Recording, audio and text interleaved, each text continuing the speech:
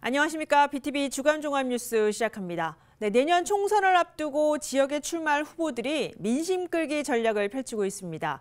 예비 후보자 설명회를 시점으로 내년 국회의원 선거가 어떻게 마무리될지 이번 주 주간종합뉴스 내년 총선 관련 소식부터 전해드립니다.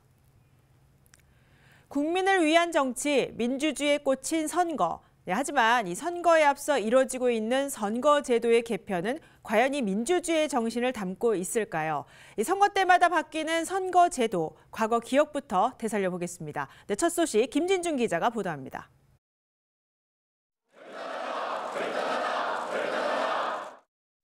(21대) 국회의원 선거를 1년 6개월 남겨둔 시점인 2018년 11월. 당시 바른미래당과 민주평화당, 정의당 등 야3당은 거대 양당을 향해 기득권을 내려놓으라며 연동형 비례대표제 도입을 촉구합니다. 문재인 대통령도 대통령 이전 이 민주당 대표 시절부터 이 문제가 정말 우리나라의 정치를 바꿔서 국민들에게 정말 편안한 삶을 보장해 줄 수 있는 강력한 수단으로서 이 선거제도 개혁에 대해서 국민이 내 표가 사표되는 것을 방지하기 위해서 대표성을 강화하고 비례성을 강화해서 의회 민주주의를 제대로 정착시키고자 하는 것입니다. 여러 논란 속 21대 총선에서 도입된 준연동형 비례대표제. 실제 거대 양당은 비례대표만을 노린 위성정당을 만들었고 군소정당의 국회 진출 보장이라는 취지는 퇴색하고 굳건한 양당 체제를 키우는 데 일조했습니다. 22대 국회의원 선거를 앞둔 시점에서 시민사회단체는 전면 개혁이 필요하다는 목소리를 내고 있습니다. 기득권 양당 체제 타파하자! 타파하자! 타파하자! 타파하자! 2020년 선거 때 적용되었던 소위 준연동형 선거제도가 여러 가지 비판을 받았고 문제점이 확인이 되었기 때문에 그러한 선거제도를 좀 더 바람직한 방향으로 변화를 시켜야 된다라는 부분에 대해서는 정치인뿐만이 아니라 사실 학계나 전 국민적인 공감이 있다라고 생각을 하고요. 비례의석 확대를 통해서 경쟁이 아닌 정책 경쟁을 선거의 중심에 두자는 것이 취지입니다. 지금이라도 이 선거제도의 게임의 룰을 바꾸는 결단을 국회가 내려야 합니다. 선거 때마다 개혁이라는 이름으로 이루어지고 있는 선거제도 개편. 과연 누구를 위한, 무엇을 위한 개편이냐고 묻게 합니다. BTV 뉴스 김진중입니다. 선거를 앞두고 새로운 선거제도를 받아들여야 하는 시민들의 입장에서는 난감하기만 합니다. 용어도 낯설고 또 내용도 복잡하기만 한데요. 선거제도는 어떻게 바뀌어왔고 또 현재 논란이 일고 있는 병립형과 준연동형은 무엇인지 알아봅니다. 이재원 기자입니다. 여야가 논의하고 있는 선거제는 비례대표제에 관한 겁니다. 지난 2019년 21대 국회의원 선거에서 도입된 준연동형 비례대표제를 유지할지 이전 방식인 병립형을 다시 선택할지를 두고 여야가 막판까지 줄다리기를 하고 있는 상황입니다. 우선 병립형 비례대표제란 무엇일까? 우리나라 국회의원 정수는 300명. 투표소에 가면 지역구 의원을 뽑는 용지와 지지 정당을 뽑는 용지가 따로 나옵니다. 병립형은 지역구 의석과는 상관없이 정당 지지에 비례해 정당별로 의석을 배분하는 방식입니다. 예를 들어 비례대표 47석을 기준으로 한 정당이 지역구 20석에 정당 득표 10%를 가져갔다면 지역구 의석과는 상관없이 득표율에 따라 비례의석이 정해집니다. 계산 방식은 전체 비례의석 47석 곱하기 정당 득표율 0.1로 4.7이 나오고 반올림해서 5석을 가져가게 됩니다. 반면 준연동형 비례대표제는 지역구 의석이 영향을 줍니다. 병립형과 연동형을 합친 개념으로 비례 47석에서 30석은 준연동형으로 17석은 병립형으로 계산합니다. 한 정당이 지역구 20석에 정당 득표를 10% 가져갔다면 우선 전체 의석 300석에 정당 득표 0.1을 곱하면 30석이 나옵니다.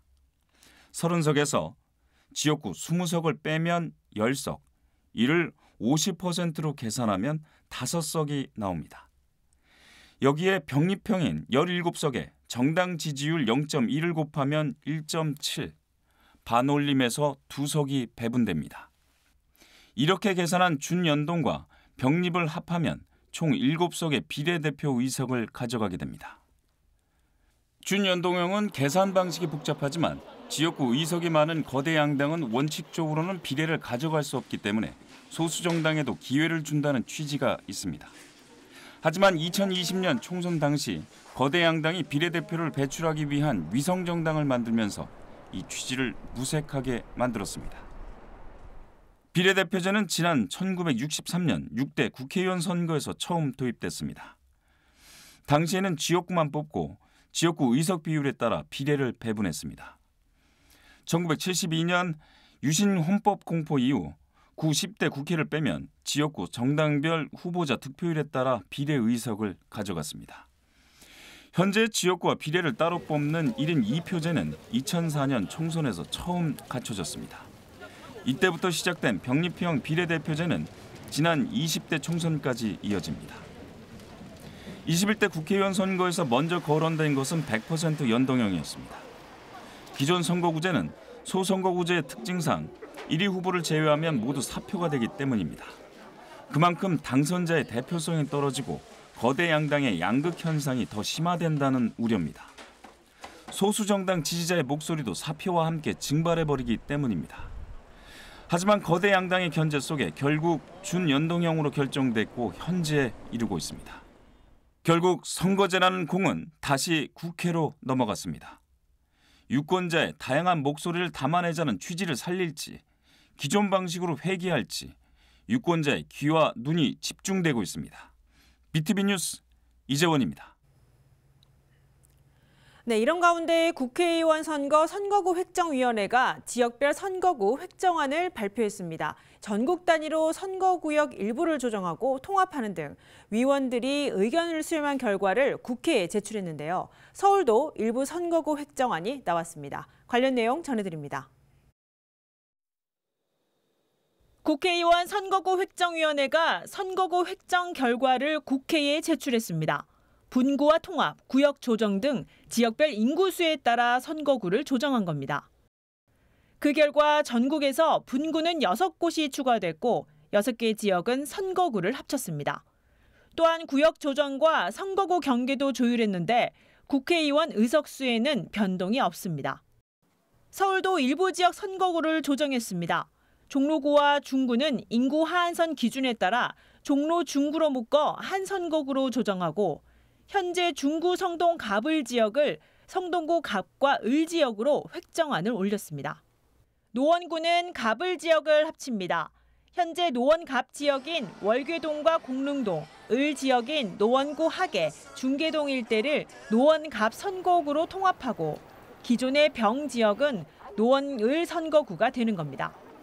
이 계획대로 된다면 현재 노원구 갑 국회의원인 민주당의 고용진 의원과 을 지역의 우원식 국회의원이 경쟁 구도가 되면서 서울은 국회의원 수 1석이 줄어듭니다. 획정위원회에 따르면 선거법에 규정된 획정 기준을 준수하고 유권자와 후보자 혼란 방지를 위해 선거구 조정을 최소화했다고 밝혔습니다. 그러면서 지방의 지역 대표성 강화를 위해 수도권 증석을 지향하는 등 위원들 간의 의견 수렴을 거쳐 논의했다고 설명했습니다. 지난해 10월 출범한 22대 국회의원 선거구 획정위원회는 올 초부터 정부의 지역 선거구 획정 기준 확정을 3차례 촉구한 끝에 지난 1일 국회의장의 제시로 선거구 획정안 논의를 이어갔습니다. 획정안은 국회 본회의 논의를 거쳐 통과되면 관련법 개정에 따라 내년 총선에 바로 적용됩니다. BTV 뉴스 강혜진입니다.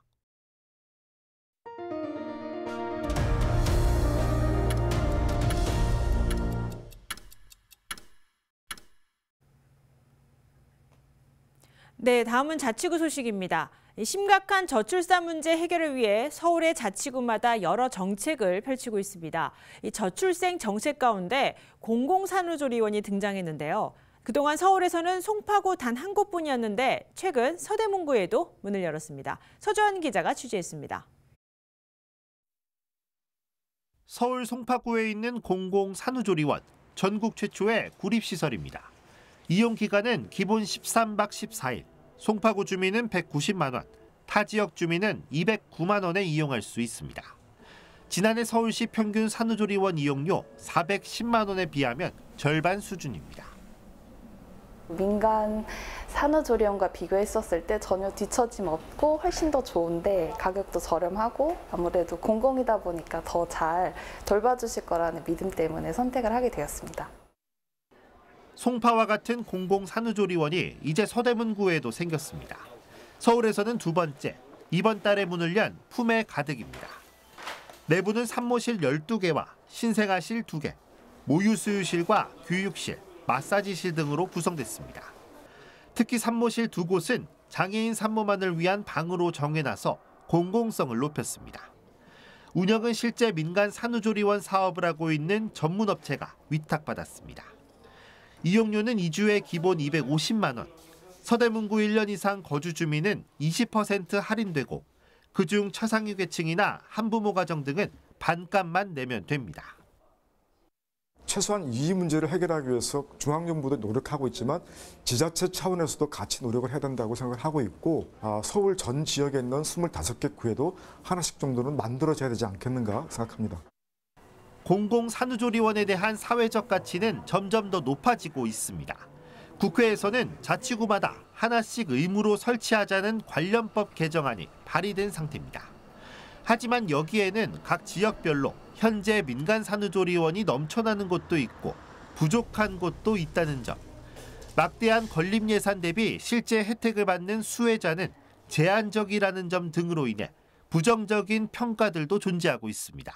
BTV 뉴스 서주원입니다. 네, 공공산후조리원뿐만 아니라 정부 지원에 더해 서울시가 임산부와 출산가정을 돕고 있습니다.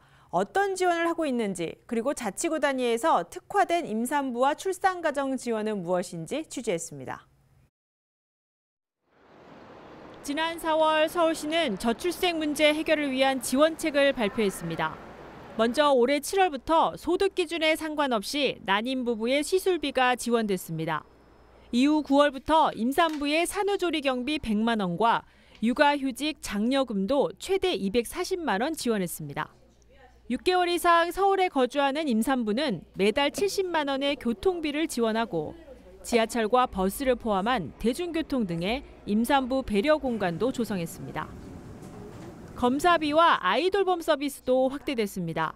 35세 이상 고령 산모의 증가로 기형아 검사와 양수 검사 등 검사 비용도 서울시가 지원합니다.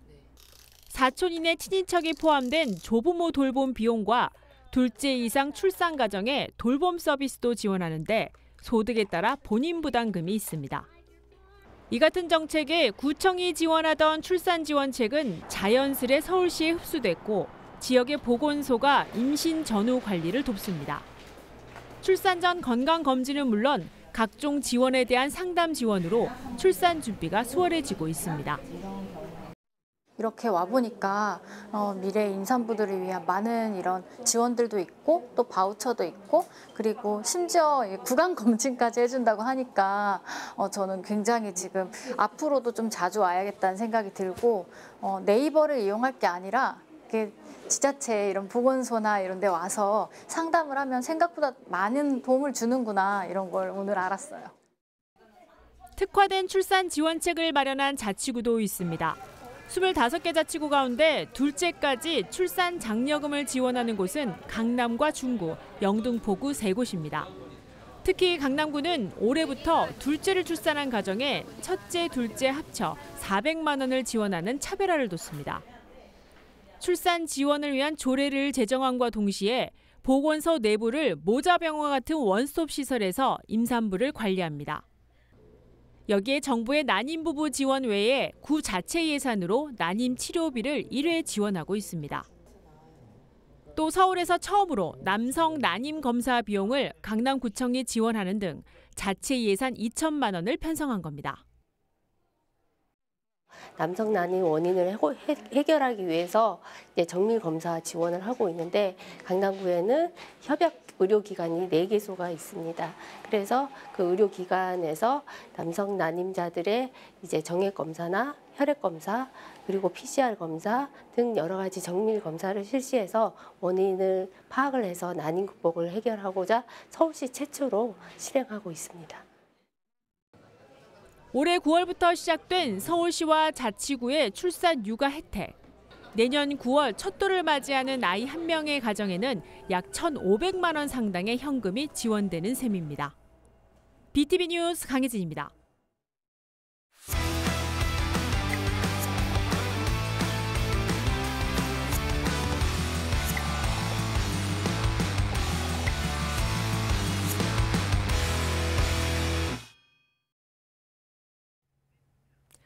네, 한 달도 채 남지 않은 올해 연말 마무리하느라 다들 분주하시죠. 네, 술자리 모임도 좋지만 이 서울의 역사, 문화가 깃든 성곽길에서 차분하게 한 해를 되돌아보는 시간을 가져보면 어떨까 싶습니다.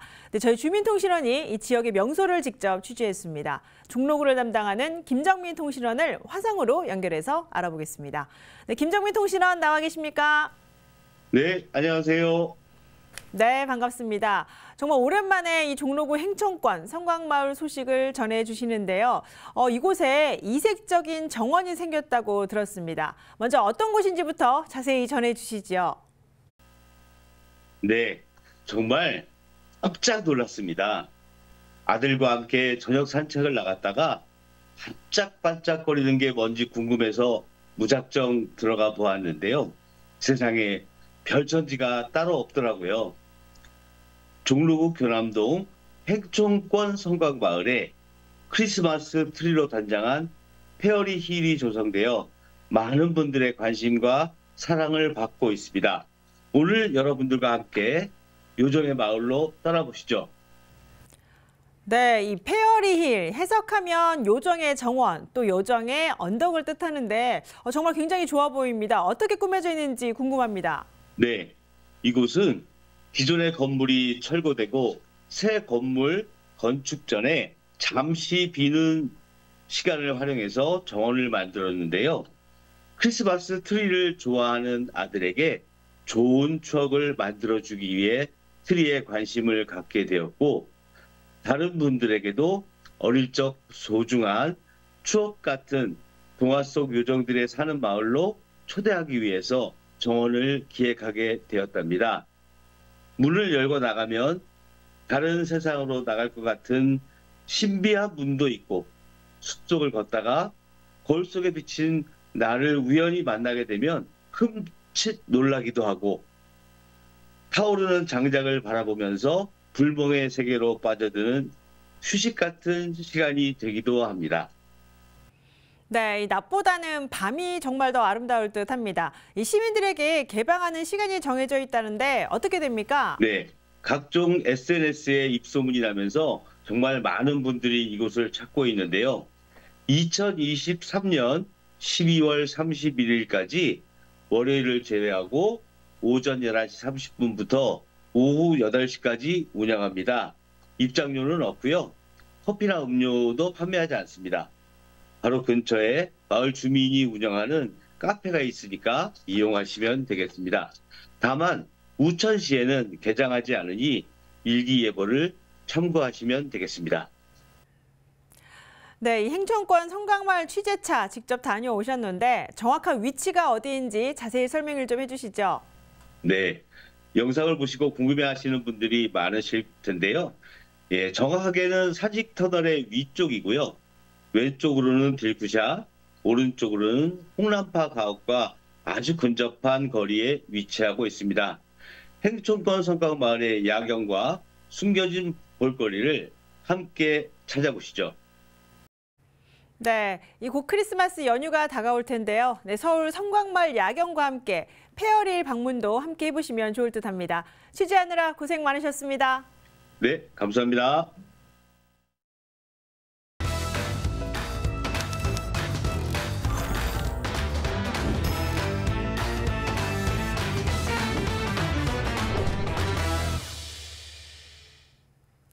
학생 학생과 학부모를 위한 능동적인 교육 소식, 학부모 수첩입니다. 요즘 학생들 아침밥을 얼마나 먹고 학교 생활을 할까요? 대부분의 학생들 아침밥을 거르는 게 많은데요. 그런데 이 학교에서 아침밥을 먹는 학생들이 있습니다. 건강한 체력으로 학업에 집중할 수 있는 원동력이 된다고 합니다. 오영미 학부모가 전해드립니다. 현재 아침밥을 거르는 청소년들이 늘고 있는데요. 학생들의 건강한 학교 생활, 그 시작을 아침밥과 함께 한다면 어떨까요? 그래서 아침밥 먹는 캠페인을 진행 중인 학교를 찾아가 봤습니다.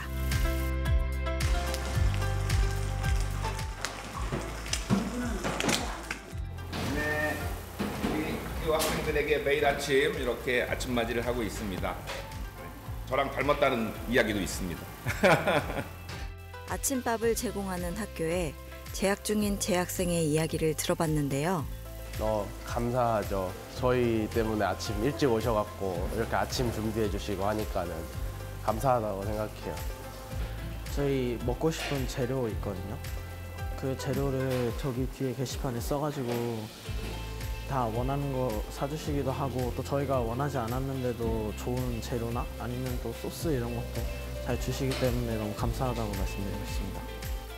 아침밥 먹기 캠페인 진행과 아침밥까지 제공하는 학교에 교장 선생님 이야기를 들어봤습니다. 우리 중학생들이 굉장히 많이 활동적이고, 그런데 의외로 아침밥을 안 먹고 오는 학생들이 많습니다. 아침에 아침밥을 안 먹으면 공부도 더 열심히 할 수가 없고, 학교에서 자꾸 잠자는 학생들이 생기고, 이런 것들을 근본적으로 해결하고 학생들이 건강하게 성장하도록 돕기 위해서 이 아침밥 먹기를 시작하게 되었습니다. 아침밥 먹기 사업을 진행하는 학교에 재학생 학부모의 이야기를 들어봤습니다. 성장기 아이들한테는 아침밥이 중요하다는 걸 누구보다 잘 알고 있어요. 저 또한 엄마이기 때문에. 그런데 저희 학교 아이들한테 아침에 이렇게 간편식이라든지 자기들이 따끈한 한식은 아니지만 그래도 밥 정도 볶음밥이나 이런 것도 제공할 수 있는 거에 대해서 아이들도 되게 만족을 하고 있고요. 저도 되게 보람을 느끼고 있어요. 그래서 아이들이 각자 먹고 싶은 거 이렇게 적어주고 하면 아이들 의견 받아서 저희가 장을 보고 하는데, 주말마다 장 보러 갈 때 되게 보람도 많이 느끼고 있고요. 아이들이 볼 때마다 맛있었어요, 감사합니다, 인사를 아끼지 않고 저희한테 해주거든요. 그게 저희가 하루도 쉬지 않고 매일매일 아이들한테 이렇게 아침을 제공할 수 있는 원동력이 될 수 있는 것 같아요. 이제 뿌듯하고 만족스럽습니다. 앞으로 학생들이 지친 모습이 아닌 아침밥을 먹고 조금 더 활기찬 모습으로 생활했으면 좋겠습니다. 평소에 밥을 못 챙겨 먹는 경우가 많은데 학교에서 이렇게 챙겨주니까 밥을 먹게 돼서 너무 좋은 것 같습니다.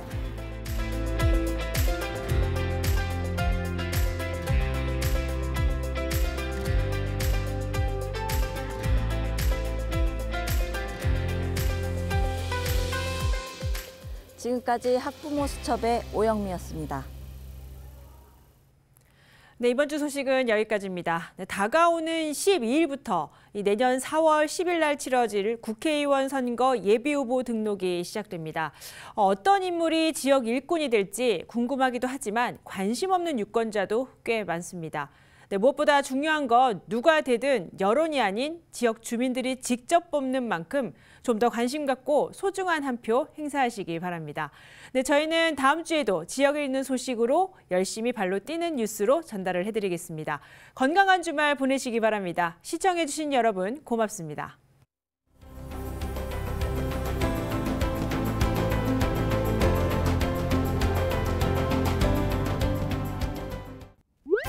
BTV 뉴스를 더 많이 보고 싶으시다면 여기 구독 버튼을 눌러주세요.